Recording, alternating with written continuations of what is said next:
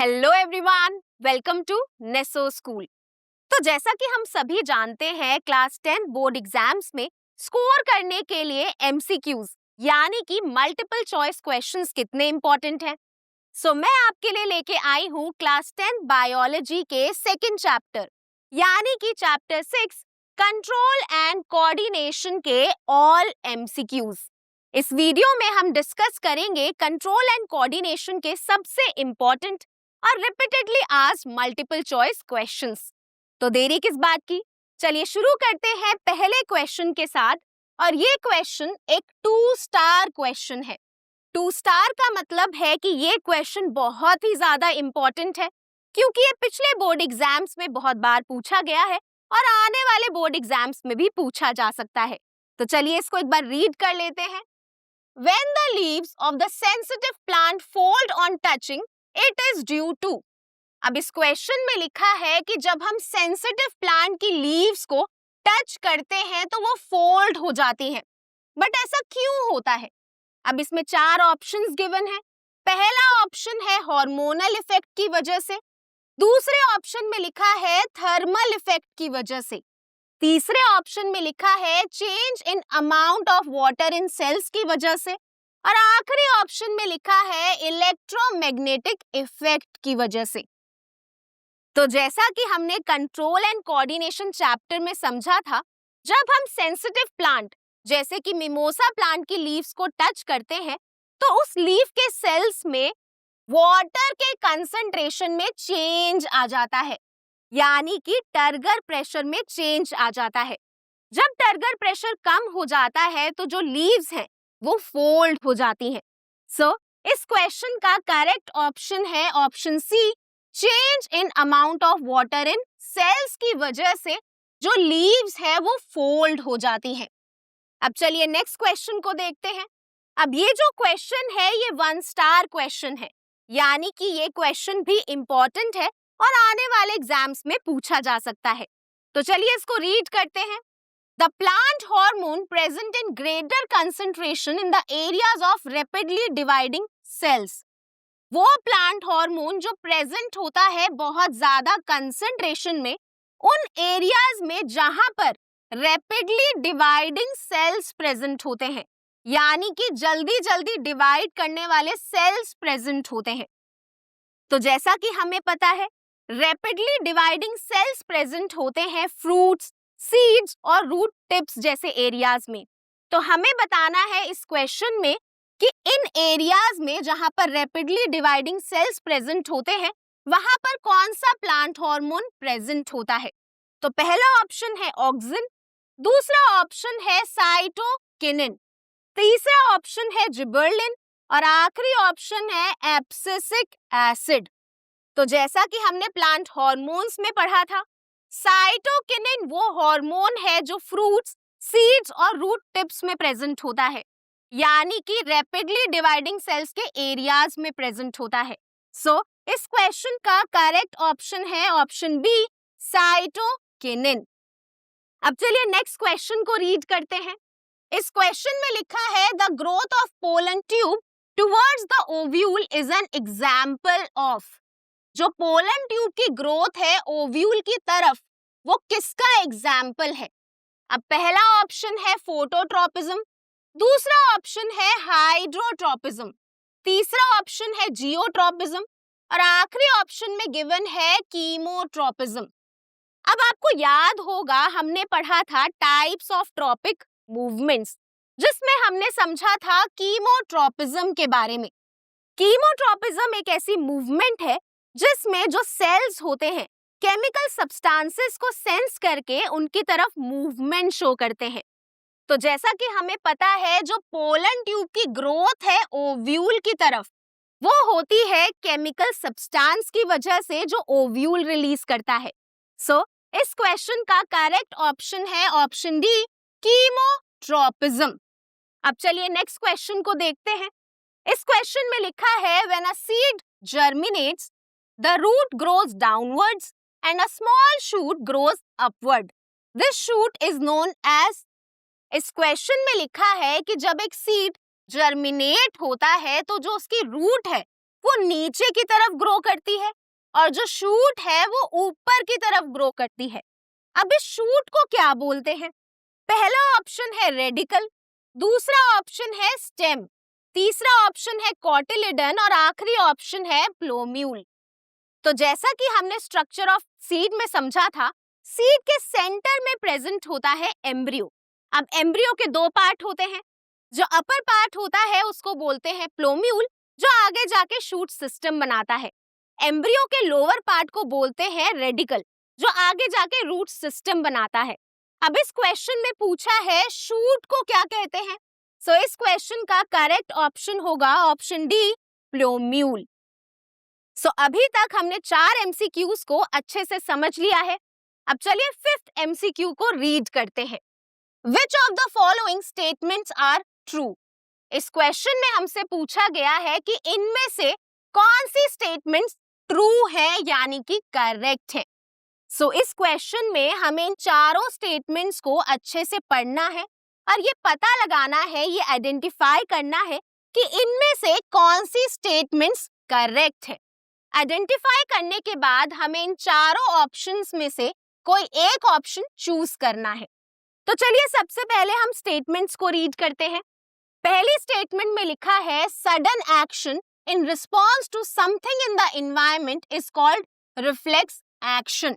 Sudden action यानी कि अचानक से जो हम मूवमेंट करते हैं एनवायरनमेंट में हुए चेंज की वजह से, उसको रिफ्लेक्स एक्शन बोलते हैं। अब क्या ये स्टेटमेंट करेक्ट है? यस, ये स्टेटमेंट बिल्कुल करेक्ट है, क्योंकि रिफ्लेक्स एक्शंस वो सडन एक्शंस होते हैं जो एनवायरनमेंट में हुए चेंज की वजह से होते हैं। अब चलिए नेक्स्ट स्टेटमेंट रीड करते हैं। Sensory neurons carry signals from spinal cord to muscles. इस स्टेटमेंट में लिखा है कि जो सेंसरी न्यूरॉन्स हैं वो सिग्नल्स को कैरी करते हैं स्पाइनल कॉर्ड से मसल्स तक। अब क्या ये स्टेटमेंट करेक्ट है? नहीं, ये स्टेटमेंट रॉन्ग है, क्योंकि सेंसरी न्यूरॉन स्पाइनल कॉर्ड से मसल्स तक सिग्नल्स को कैरी नहीं करते। अब नेक्स्ट स्टेटमेंट रीड करते हैं।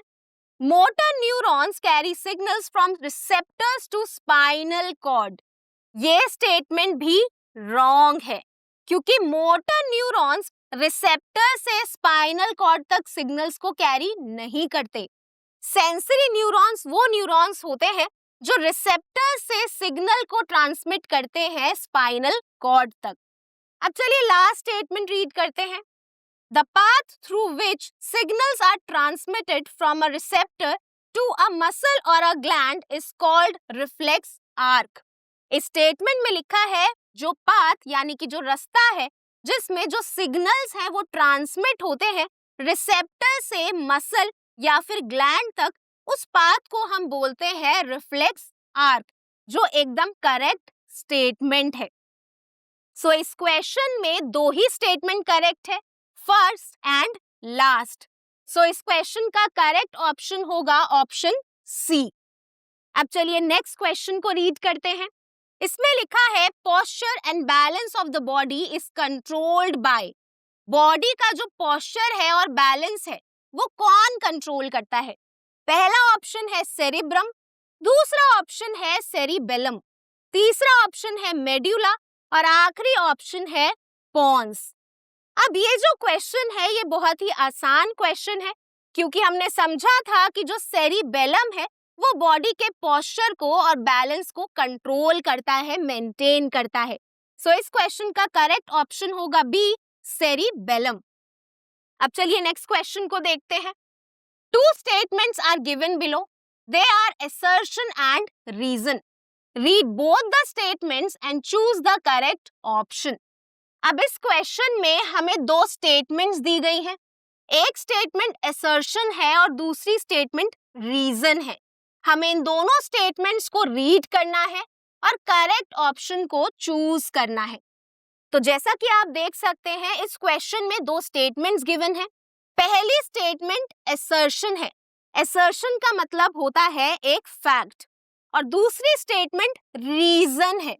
हमें बताना है कि क्या ये दोनों स्टेटमेंट्स करेक्ट हैं, और साथ ही हमें बताना है कि जो रीजन है क्या ये करेक्ट एक्सप्लेनेशन है assertion की तो चलिए सबसे पहले हम assertion को रीड करते हैं, जिसमें लिखा है root tips grow downward into the soil even when the direction of light is from above in plant. इस स्टेटमेंट में लिखा है कि जो रूट टिप्स है वो नीचे की तरफ ग्रो करती है मिट्टी में, इवन जो लाइट की डायरेक्शन है वो प्लांट के जस्ट ऊपर होती है। अब क्या ये स्टेटमेंट करेक्ट है?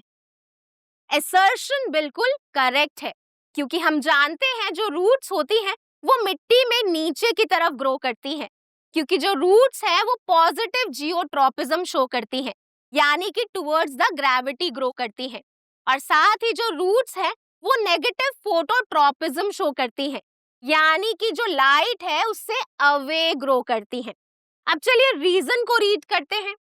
Auxin inhibits cell elongation in the lower side of the root, causing the root to bend downward. जो ऑक्सिन है वो सेल इलोंगेशन को इनहिबिट कर देता है, रोक देता है रूट के निचले साइड पे, जिसकी वजह से जो रूट है वो नीचे की तरफ मुड़ जाती है, यानी कि बेंड हो जाती है। अब ये जो रीजन है ये भी एकदम करेक्ट है। अब जैसा कि मैंने आपको बताया, जो रूट्स हैं वो टुवर्ड्स द ग्रेविटी ग्रो करती हैं।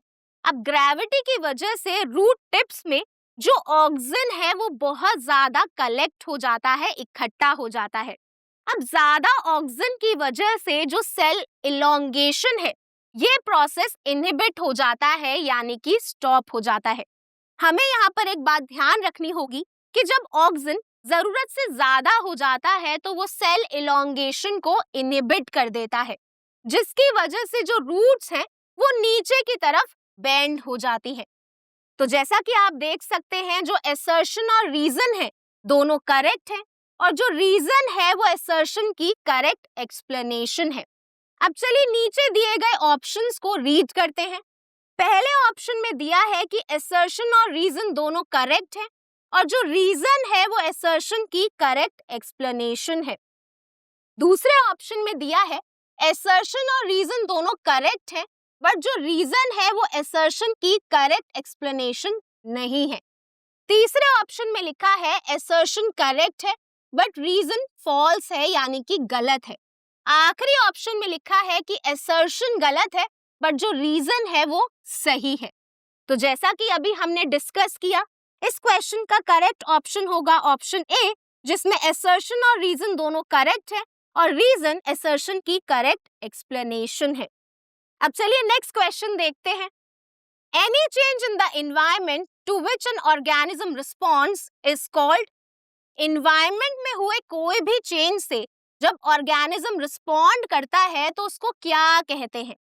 अब इस क्वेश्चन में हमसे पूछा गया है कि अगर एनवायरनमेंट में कोई चेंज होता है तो उसको क्या कहते हैं।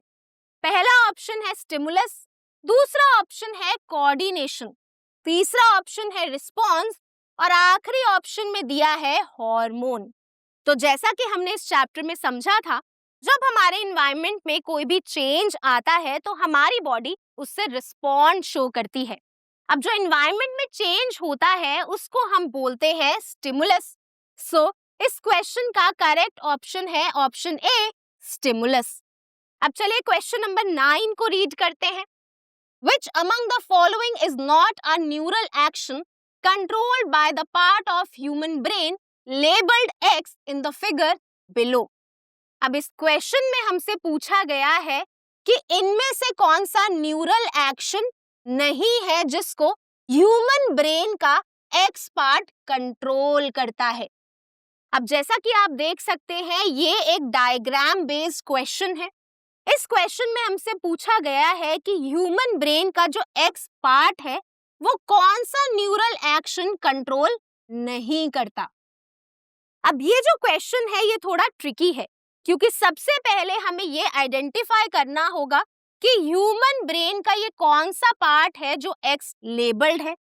अब उसके बाद हमें इन चारों में से पहचानना है, आइडेंटिफाई करना है कि एक्स पार्ट इन चारों फंक्शंस में से किस फंक्शन को कंट्रोल नहीं करता। तो अगर आपने ह्यूमन ब्रेन का स्ट्रक्चर अच्छे से पढ़ा है तो आप बता सकते हैं कि यहाँ पर जो एक्स पार्ट है वो है मेड्यूला। और मेड्यूला हमारी बॉडी के इनवॉलेंट्री एक्शंस को कंट्रोल करता है। अब चलिए देखते हैं इन चारों ऑप्शंस में से करेक्ट ऑप्शन कौन सा है। पहला ऑप्शन है सलाइवेशन, दूसरा ऑप्शन है हंगर, तीसरा ऑप्शन है वॉमिटिंग और आखिरी ऑप्शन में लिखा है ब्लड प्रेशर। तो जैसा कि मैंने आपको बताया, जो मेड्यूला है वो इनवॉलेंट्री एक्शंस को कंट्रोल करता है, जैसे कि salivation, vomiting and blood pressure. But जो हंगर है वो मेड्यूला कंट्रोल नहीं करता, हाइपोथैलेमस करता है। सो इस क्वेश्चन का करेक्ट ऑप्शन है बी, हंगर। अब चलिए नेक्स्ट क्वेश्चन को रीड करते हैं। Which part of the nervous system controls reflex action? Nervous system का कौन सा पार्ट रिफ्लेक्स एक्शंस को कंट्रोल करता है? पहला ऑप्शन है सेरिब्रम, दूसरा ऑप्शन है सेरिबेलम, तीसरा ऑप्शन है मेड्यूला और आखिरी ऑप्शन है स्पाइनल कॉर्ड। तो जैसा कि हमें पता है, रिफ्लेक्स एक्शन में ब्रेन पार्ट नहीं लेता, सिर्फ स्पाइनल कॉर्ड ही रिफ्लेक्स एक्शन को कंट्रोल करता है। सो इस क्वेश्चन का करेक्ट ऑप्शन है D, spinal cord. Next question में लिखा है the blood glucose level in a patient was very high, it may be due to inadequate secretion of. एक पेशेंट का जो ब्लड ग्लूकोज लेवल था वो बहुत ज्यादा हाई था। अब ये किसकी इनएडिक्वेट सिक्रीशन की वजह से हो सकता है? पहला ऑप्शन है growth hormone from pituitary gland, दूसरा ऑप्शन है ईस्ट्रोजन फ्रॉम ओवरी, तीसरा ऑप्शन है इंसुलिन फ्रॉम पिट्यूटरी ग्लैंड और आखिरी ऑप्शन है इंसुलिन फ्रॉम पेनक्रियास। अब जैसा कि हमने एनिमल हॉर्मोन्स में समझा था, हमारी बॉडी में जो पेनक्रियास है वो एक हार्मोन सिक्रीट करता है जिसका नाम है इंसुलिन। अब ये जो इंसुलिन है ये हमारे ब्लड में ग्लूकोज लेवल को रेगुलेट करता है, कंट्रोल करता है। अगर इंसुलिन कम सिक्रीट हो तो हमारे ब्लड में ग्लूकोज लेवल बहुत ज्यादा हो जाएगा। सो इस पेशेंट में इनएडिक्वेट सिक्रीशन हुआ है इंसुलिन का पेनक्रियास से। सो इस क्वेश्चन का करेक्ट ऑप्शन होगा डी, इंसुलिन फ्रॉम पेनक्रियास। अब चलिए नेक्स्ट क्वेश्चन को रीड करते हैं। A plant growth inhibitor hormone that causes wilting of leaves is called. एक प्लांट ग्रोथ इनहिबिटर हार्मोन जो लीव्स की विल्टिंग कराता है उसको क्या बोलते हैं? विल्टिंग ऑफ लीव्स का मतलब होता है पत्तियों का मुरझा जाना, ड्राई हो जाना।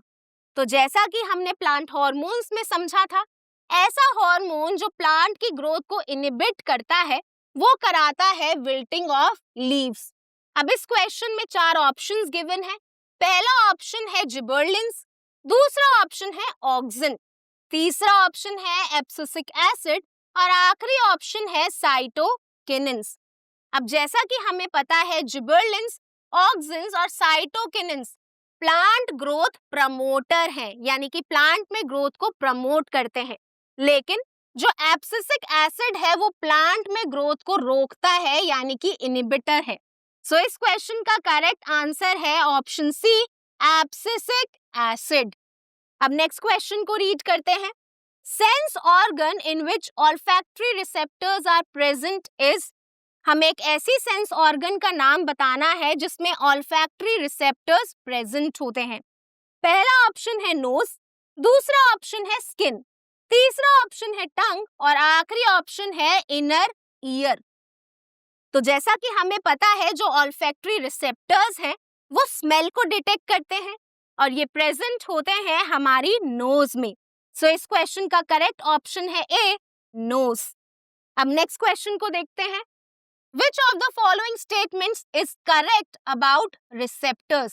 इनमें से कौन सी स्टेटमेंट्स करेक्ट हैं रिसेप्टर्स के बारे में?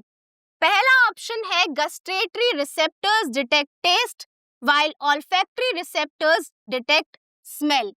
दूसरा ऑप्शन है both gustatory and olfactory receptors detect smell. तीसरा ऑप्शन है auditory receptors detect smell and olfactory receptors detect taste. आखिरी ऑप्शन है olfactory receptors detect taste and gustatory receptors detect smell. तो जैसा कि हमें पता है जो गस्टेटरी रिसेप्टर्स हैं वो टंग पे प्रेजेंट होते हैं और ये टेस्ट को पहचानते हैं, और जो ऑल्फैक्टरी रिसेप्टर्स हैं वो स्मेल को डिटेक्ट करने में हेल्प करते हैं। सो इस क्वेश्चन का करेक्ट ऑप्शन है A, gustatory receptors detect taste while olfactory receptors detect smell. अब चलिए नेक्स्ट क्वेश्चन को देखते हैं। Select the mismatched pair from the following. हमें इनमें से मिसमैच्ड पेयर को सेलेक्ट करना है।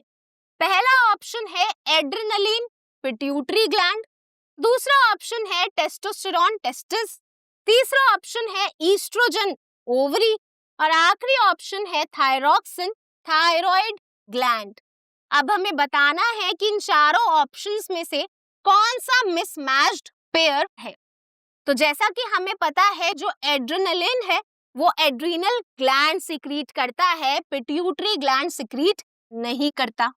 अब सेकेंड ऑप्शन में टेस्टोस्टेरोन हार्मोन सिक्रीट करता है टेस्टिस, जो एकदम करेक्ट है। तीसरे ऑप्शन में ईस्ट्रोजन सिक्रीट करता है ओवरी, ये भी करेक्ट है। और आखिरी ऑप्शन में जो थायरॉक्सिन है वो सिक्रीट करता है थायराइड ग्लैंड, जो एकदम करेक्ट है। सो इस क्वेश्चन का करेक्ट ऑप्शन है ए, एड्रेनलिन पिट्यूटरी ग्लैंड। अब चलिए नेक्स्ट क्वेश्चन को रीड करते हैं। Which of the following represents reflex action? इनमें से कौन सा रिप्रेजेंट करता है रिफ्लेक्स एक्शन को? पहला ऑप्शन है बीटिंग ऑफ हार्ट, दूसरा ऑप्शन है withdrawing your hand immediately on touching hot object, तीसरा ऑप्शन है राइडिंग अ बाइसिकल और आखिरी ऑप्शन है किकिंग अ फुटबॉल व्हाइल प्लेइंग। तो जैसा कि हमें पता है रिफ्लेक्स एक्शंस वो एक्शंस होते हैं जो सडन होते हैं और साथ ही एक प्रोटेक्टिव मैकेनिज्म होता है बॉडी का। अब आप देख सकते हैं कि इन चारों ऑप्शंस में से जो ऑप्शन बी है जिसमें लिखा है कि जब हम हॉट ऑब्जेक्ट को टच करते हैं तो अपने हैंड को विड्रॉ कर लेते हैं, यानी कि वहां से हटा लेते हैं, जिससे हॉट ऑब्जेक्ट से हमारी बॉडी को डैमेज ना हो। सो इस क्वेश्चन का करेक्ट ऑप्शन है बी। अब चलिए नेक्स्ट क्वेश्चन को देखते हैं। Centre associated with hunger in humans are located in which of the following part of the brain. इस क्वेश्चन में हमसे पूछा गया है कि वो सेंटर जो हंगर के साथ एसोसिएटेड होता है ह्यूमंस में वो ब्रेन के किस पार्ट में लोकेटेड होता है। पहला ऑप्शन है मिड ब्रेन, दूसरा ऑप्शन है हाइंड ब्रेन, तीसरा ऑप्शन है फोर ब्रेन और आखिरी ऑप्शन है spinal cord.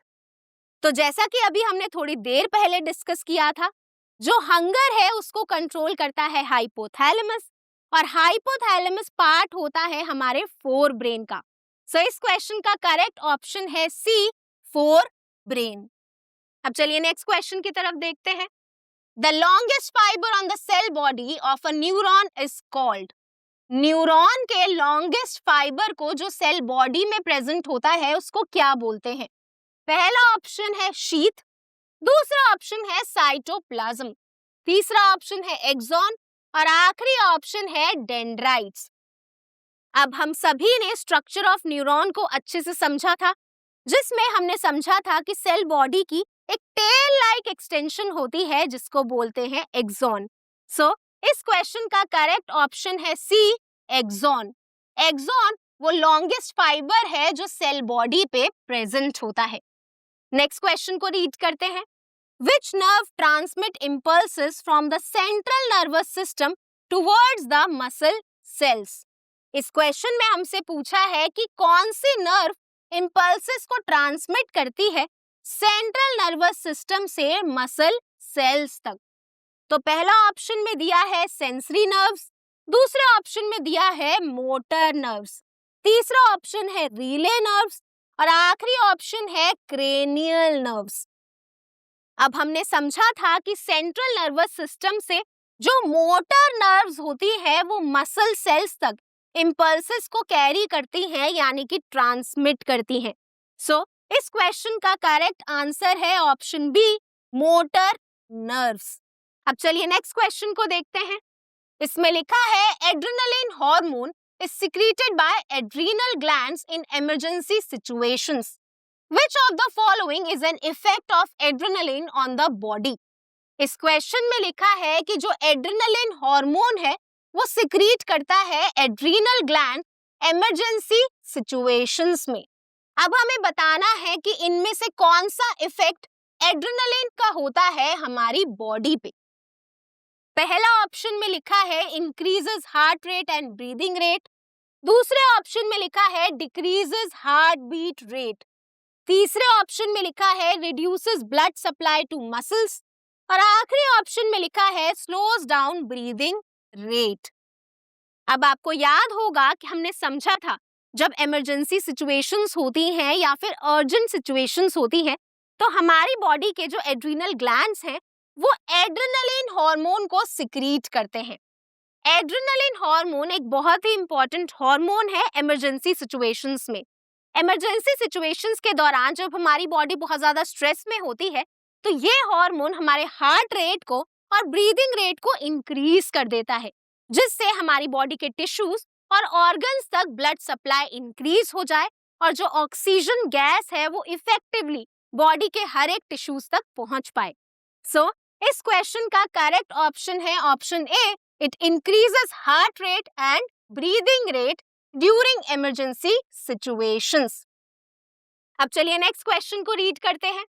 Which of the following statements about plant hormones are correct?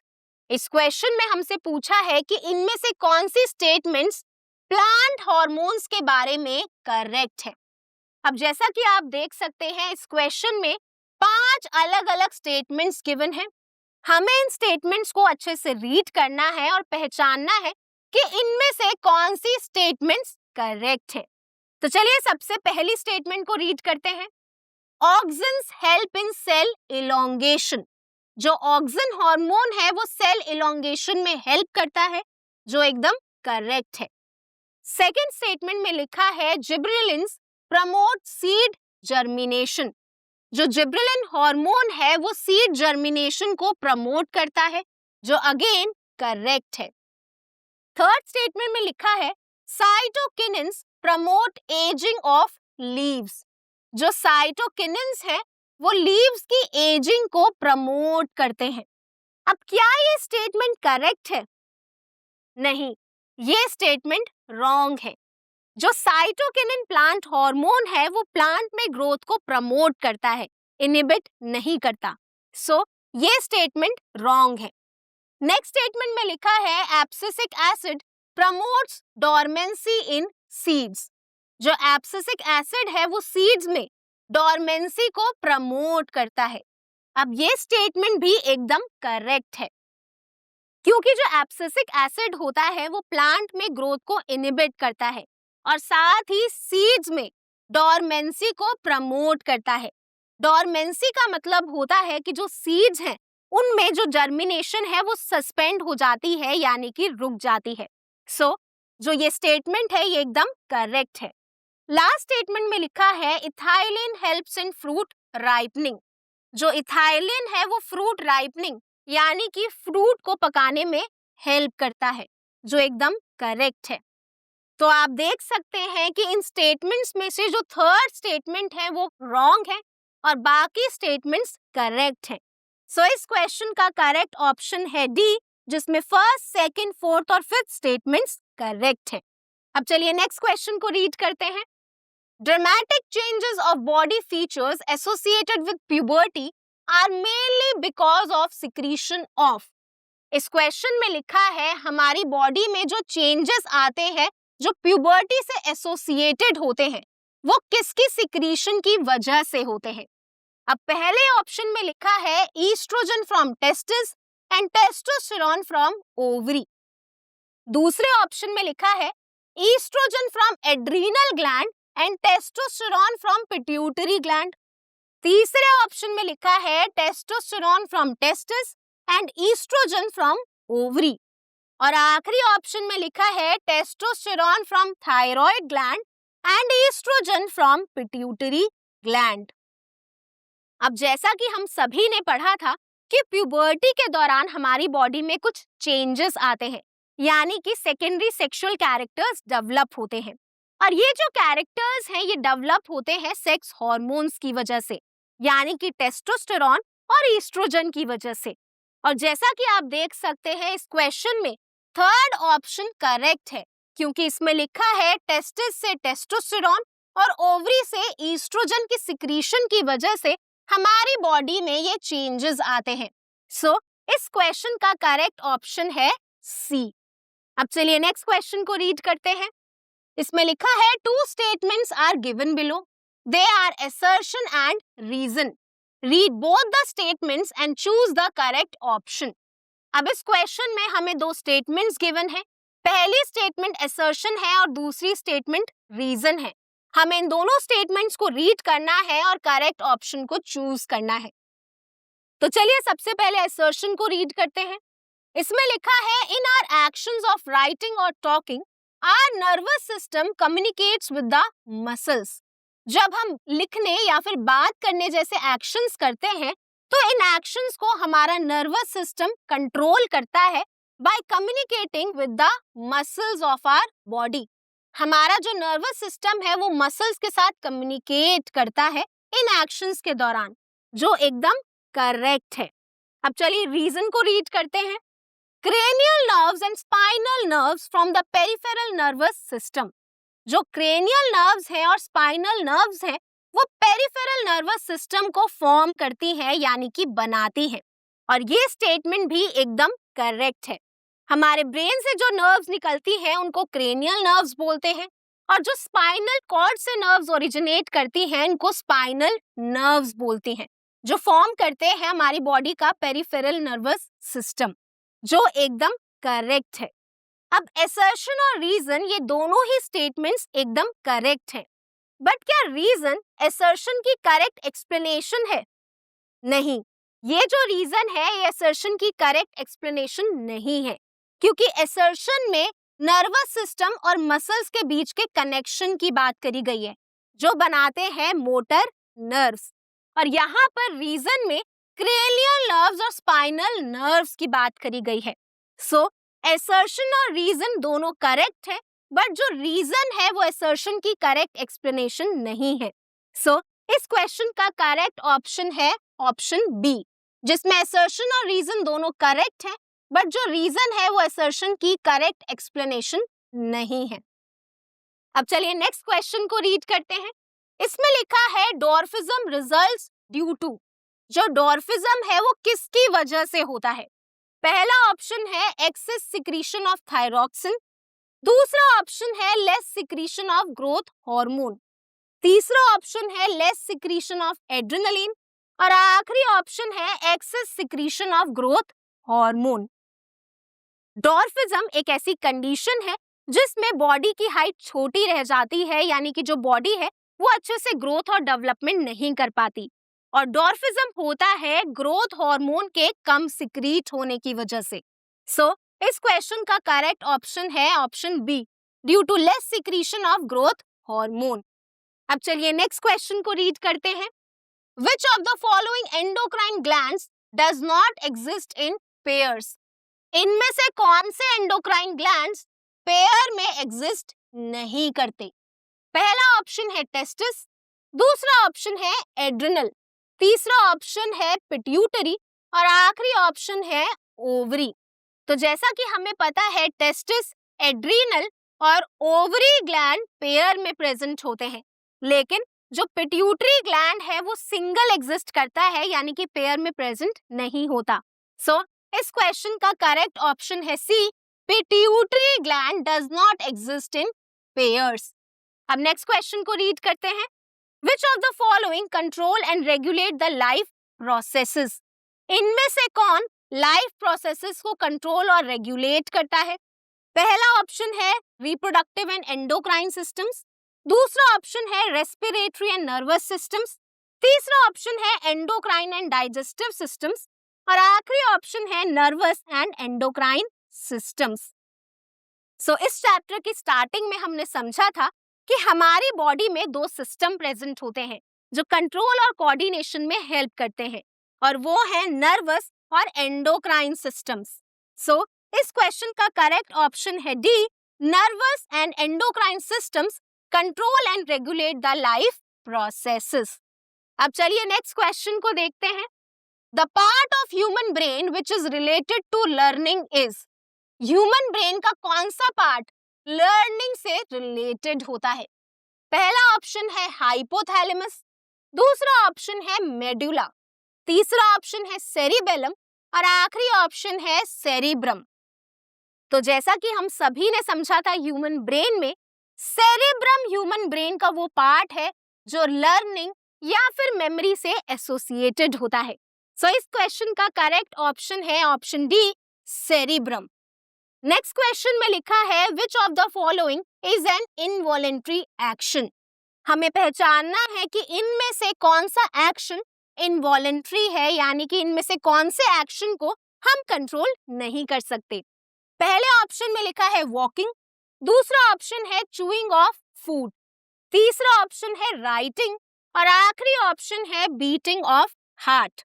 तो जैसा कि हम सभी को पता है, हम वॉकिंग, चूइंग ऑफ फूड और राइटिंग को कंट्रोल कर सकते हैं, बट हमारी हार्ट की बीटिंग को कंट्रोल नहीं कर सकते। सो इस क्वेश्चन का करेक्ट ऑप्शन है डी, बीटिंग ऑफ हार्ट। अब नेक्स्ट क्वेश्चन को देखते हैं। The correct sequence of events when someone's hand touches a hot object unconsciously। हमें इस क्वेश्चन में पहचानना है कि इवेंट्स का करेक्ट सीक्वेंस कौन सा है जब किसी का हाथ हॉट ऑब्जेक्ट को टच करता है बिना सोचे समझे। पहले ऑप्शन में दिया हुआ है रिसेप्टर्स इन स्किन से जो इंपल्स है वो आगे जाती है मोटर न्यूरॉन के पास। अब जैसा कि आप देख सकते हैं, ये जो सीक्वेंस है ये एकदम रॉन्ग है, क्योंकि स्किन में जो रिसेप्टर्स होते हैं उनसे इंपल्सेस डायरेक्टली मोटर न्यूरॉन के पास नहीं जाती। सो ये ऑप्शन रॉन्ग है। सेकेंड ऑप्शन में लिखा है रिसेप्टर्स इन स्किन से जो इंपल्सेस हैं वो जाती है रिले न्यूरॉन के पास, जो अगेन एक रॉन्ग सीक्वेंस है। थर्ड ऑप्शन में लिखा है रिसेप्टर्स इन स्किन से जो इंपल्सेस हैं वो आगे जाती है सेंसरी न्यूरॉन के पास, सेंसरी न्यूरॉन से वो इंपल्सेस जाती है रिले न्यूरॉन के पास और रिले न्यूरॉन से वो इंपल्सेस आगे जाती है मोटर न्यूरॉन के पास, जिससे वो आगे ट्रांसमिट होती है आर्म की इफेक्टर मसल्स तक। अब जैसा कि आप देख सकते हैं, ये जो सीक्वेंस है ये एकदम करेक्ट है। लास्ट ऑप्शन में लिखा है स्किन में जो रिसेप्टर्स हैं उनसे इंपल्सेस जाती है सेंसरी न्यूरॉन के पास, आगे फर्दर ट्रांसमिट होती है आर्म की इफेक्टर मसल्स तक, जो एकदम रॉन्ग है। सो इस क्वेश्चन का करेक्ट ऑप्शन है ऑप्शन सी। अब चलिए नेक्स्ट क्वेश्चन को रीड करते हैं। Why does food taste bland during severe cold? जब हमें बहुत ज्यादा कोल्ड हो जाता है तो जो फूड है वो ब्लैंड यानी कि फीका क्यों टेस्ट करता है। अब इस क्वेश्चन का पहला ऑप्शन है टंग स्टॉप्स वर्किंग, दूसरा ऑप्शन है टेस्ट बर्ड्स आर डैमेज्ड, तीसरा ऑप्शन है sense of smell is reduced और आखिरी ऑप्शन है सलाइवा सिक्रीशन स्टॉप्स। अब जब हमें कोल्ड होता है तो जो हमारा नेजल पैसेज है वो म्यूकस की वजह से ब्लॉक हो जाता है, जिस वजह से हमारी नोज के अंदर जो ऑल्फैक्टरी रिसेप्टर्स हैं वो काम नहीं कर पाते। अब ऑल्फैक्टरी रिसेप्टर्स अगर ढंग से काम नहीं करेंगे तो हम स्मेल को डिटेक्ट नहीं कर पाएंगे, जिस वजह से हम फूड के टेस्ट को पहचान नहीं पाएंगे। सो इस क्वेश्चन का करेक्ट ऑप्शन है option C, sense of smell is reduced. इसकी वजह से जो फूड है सिवियर कोल्ड में ब्लैंड टेस्ट करता है। अब नेक्स्ट क्वेश्चन को रीड करते हैं। Which of the following is not a tropic movement? हमें पहचानना है कि इनमें से कौन सी ट्रॉपिक मूवमेंट नहीं है। पहला ऑप्शन है हाइड्रोट्रॉपिज्म, दूसरा ऑप्शन है फोटोट्रॉपिज्म, तीसरा ऑप्शन है सिस्मोनास्टिक, आखिरी ऑप्शन है कीमोट्रॉपिज्म। तो जैसा कि हम सभी को पता है, अलग अलग टाइप की ट्रॉपिक मूवमेंट्स होती हैं, जिनमें हाइड्रोट्रॉपिज्म, फोटोट्रॉपिज्म और कीमोट्रॉपिज्म अलग अलग टाइप की ट्रॉपिक मूवमेंट्स हैं। लेकिन जो सिस्मोनास्टिक मूवमेंट है वो एक ट्रॉपिक मूवमेंट नहीं है। सो इस क्वेश्चन का करेक्ट ऑप्शन है सी, सिस्मोनास्टिक मूवमेंट्स। अब चलिए नेक्स्ट क्वेश्चन को रीड करते हैं। In a nerve cell, the site where the electrical impulse is converted into a chemical signal is known as। इस क्वेश्चन में हमें बताना है कि एक नर्व सेल में वो साइट कौन सी है जहां पर इलेक्ट्रिकल इंपल्स केमिकल सिग्नल में कन्वर्ट होती है। पहला ऑप्शन है एक्सॉन, दूसरा ऑप्शन है डेंड्राइट्स, तीसरा ऑप्शन है न्यूरोमस्कुलर जंक्शन और आखिरी ऑप्शन है सेल बॉडी। तो जैसा कि हमने समझा था कि न्यूरोमस्कुलर जंक्शन वो जंक्शन है जो नर्व और मसल के बीच में होता है। इस जंक्शन में जो इलेक्ट्रिकल इंपल्स है वो केमिकल सिग्नल में कन्वर्ट होती है। सो इस क्वेश्चन का करेक्ट ऑप्शन है ऑप्शन सी, न्यूरोमस्कुलर जंक्शन। अब चलिए नेक्स्ट क्वेश्चन को रीड करते हैं। इसमें लिखा है a microscopic gap between a pair of adjacent neurons over which nerve impulses pass is called. इस क्वेश्चन में हमें बताना है उस माइक्रोस्कोपिक गैप के बारे में जो दो न्यूरॉन्स के बीच में होता है, जिसमें जो नर्व इंपल्स है वो आगे पास ऑन होती है। पहला ऑप्शन है न्यूरोट्रांसमीटर, दूसरा ऑप्शन है डेंड्राइट्स, तीसरा ऑप्शन है एक्सॉन और आखिरी ऑप्शन है साइनैप्स। तो जैसा कि हमने इस चैप्टर में समझा था, दो न्यूरॉन्स के बीच के कनेक्शन को बोलते हैं साइनैप्टिक जंक्शन। साइनैप्टिक जंक्शन में प्रेजेंट होता है साइनैप्स, यानी कि एक माइक्रोस्कोपिक गैप जिसकी मदद से दो न्यूरॉन्स आपस में कनेक्टेड होते हैं और एक न्यूरॉन से दूसरे न्यूरॉन में जो सिग्नल्स हैं वो ट्रांसमिट होते हैं। सो इस क्वेश्चन का करेक्ट ऑप्शन है ऑप्शन डी, साइनैप्स। इसी के साथ इस चैप्टर का लास्ट एमसीक्यू कंप्लीट होता है और कंट्रोल एंड कोऑर्डिनेशन के ऑल एमसीक्यूज भी कंप्लीट होते हैं। जैसा कि आपने देखा, हमने इस चैप्टर के ऑल एमसीक्यूज यानी कि सबसे इम्पोर्टेंट और रिपीटेडली आज मल्टीपल चॉइस क्वेश्चंस को अच्छे से डिस्कस करके कंप्लीट कर लिया है। अब आपकी प्रैक्टिस के लिए मैं आपको एक होमवर्क क्वेश्चन दे रही हूँ जो रिलेटेड है ट्रॉपिक मूवमेंट से। आपको इस क्वेश्चन के करेक्ट ऑप्शन को आइडेंटिफाई करना है और कमेंट बॉक्स में कमेंट करके बताना है। आज के लिए बस इतना ही। अब मैं मिलूंगी आपको नेक्स्ट वीडियो में नेक्स्ट चैप्टर के ऑल एमसीक्यूज के साथ। Thank you.